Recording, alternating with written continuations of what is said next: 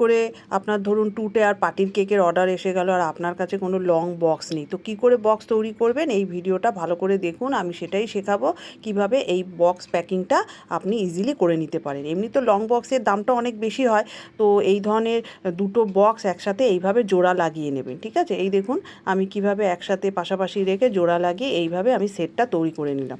এইবার কি হবে, আপনার এই ধরনের 2 টায়ার পার্টি কেকের জন্য এই বক্স, তো এই ধরনের 2 টায়ার পার্টি কেকটা আপনি মিডিলে প্রথমে বসিয়ে নিলেন, তারপরে এই যে মাথা দুটো আছে একসাথে জোড়া লাগিয়ে নেবেন। ঠিক এইভাবে জোড়া লাগিয়ে ওপর থেকে প্রথমে সেলো টেপ লাগিয়ে নেবেন। দেখুন ওপর থেকে দুপাশে আমি সেলো টেপ লাগিয়ে নিলাম। এইভাবে আপনি ডবল সেলো টেপও ইউজ করতে পারেন এবং নর্মাল সেলো টেপও ইউজ করতে পারেন। তারপরে দুপাশে যে খোলা অংশটা আছে ওটার মধ্যেও আপনি সেলো টেপ লাগিয়ে নেবেন। যেই ধরনের খুশি ইচ্ছা আপনি সেলো টেপ লাগিয়ে দিতে পারেন। এইভাবে আমার দেখুন 2 টায়ার বক্স কেকটা রেডি হয়ে গেল।